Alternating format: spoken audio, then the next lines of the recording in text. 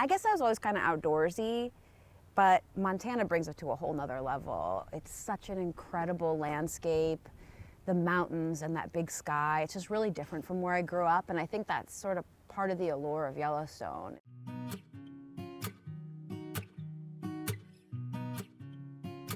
I mean, I love dressing up. I love clothes and big gowns and jewelry, especially when you don't have to pay for it. You can just borrow it for a photo shoot. That's one of the really fun things about living in New York, is there's a lot of opportunities to dress up. We go to the rodeo most weekends when we're doing Yellowstone, but that's like the kind of dressiest we get. It's so much fun to get all glammed up and dressed up. I'm used to being very dirty and soaking wet and riding horses, and so this is such a luxury. It's so nice, and to still be out in nature is amazing. I think my personal style, it's always changing, you know, as it evolves as you do. I think also with Yellowstone, you feel there's a certain influence. I think with any role you play, there's a certain influence of you take a couple of the pieces from costume and wear it around, and then you reject it, where you're like, oh no, I gotta go get away from the Western.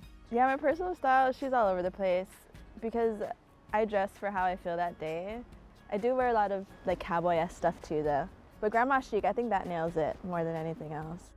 I love to take risks. I really love vintage clothing and expressing myself to my fullest capacity, and I love experimenting with my hair and implementing a lot of, you know, braids and fun, just fun little shapes, you know. On any given day, I'll be in like blue jeans and my cowboy boots. I have a bunch of different colors at this point because I've really embraced the whole Yellowstone, Montana lifestyle.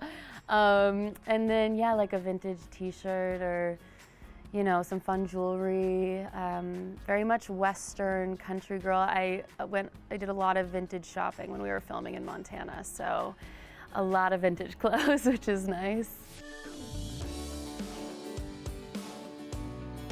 The dirtiest I've been on the show was a day that we were rehearsing. We were learning how to flank cattle for a branding sequence where we were going to be branding for real.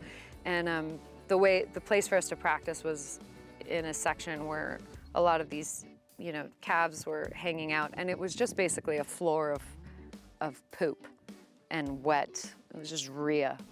And we were just covered from our head all the way down in cow poop. We are so dirty at the end of every filming day, but it is the greatest feeling in the world. When we were filming, I was filming all over Africa, and we were living out of suitcases, we were disgusting, we were dirty, we were tired, and I have never been happier because there's a freedom to it. There's a freedom to just releasing, you know, all of your control over a situation and how you look and all that stuff. All I'm thinking about is episode 7 and 8 right now because it's the last thing I shot.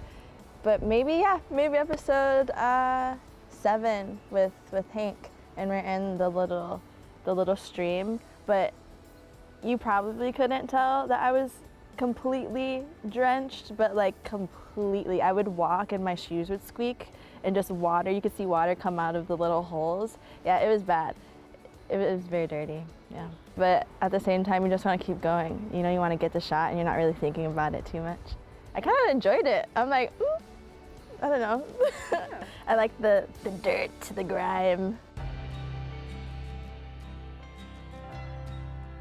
I feel beautiful, like, when I'm with my friends, you know, like some early evening, and you're out to dinner and like the food hasn't arrived and someone's telling a great story and just sort of laughing your ass off and like everybody's sort of bright. I think that's when I feel the most beautiful. When you're just like around your loved ones, I mean, that seems to be the theme. Is like, you know, you're around people that you love, I think. Yeah, I don't know. I think that is definitely when I feel my best.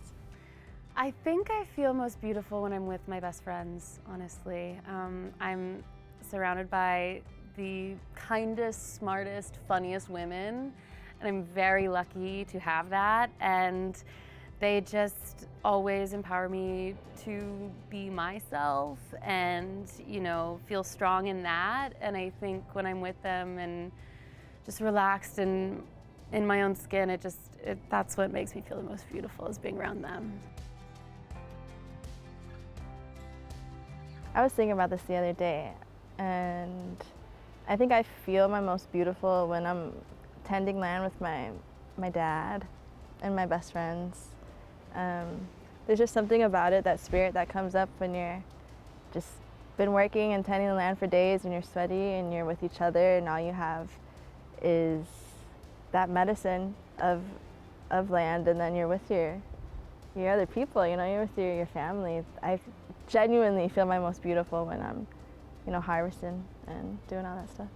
I feel actually my most beautiful when I'm in a space in which I'm actually being sort of really present and thoughtful, and I'm in a kind of flow state, which I find is harder and harder to get into because of distraction and technology and phone and all that stuff. That's when I feel most beautiful, or engaging in something creatively in a quiet way.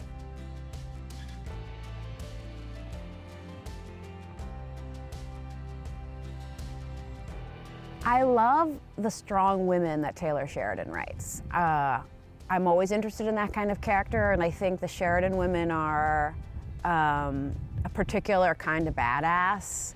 You know, he's a cowboy himself, and so I think he likes that kind of strong woman, so he writes them. This character is such a gift because she is so strong and so vulnerable in that strength, and she's so free. And you know, the women in the Yellowstone universe are all very much that way. I would say the women are the backbone of this Dutton family line, in my opinion. Getting to play such a complex character and an imperfect character, and, you know, feel beautiful in that and feel strength in all of the different quirks and facets of who she is has been really special. And it feels special to be a part of a group of women like this.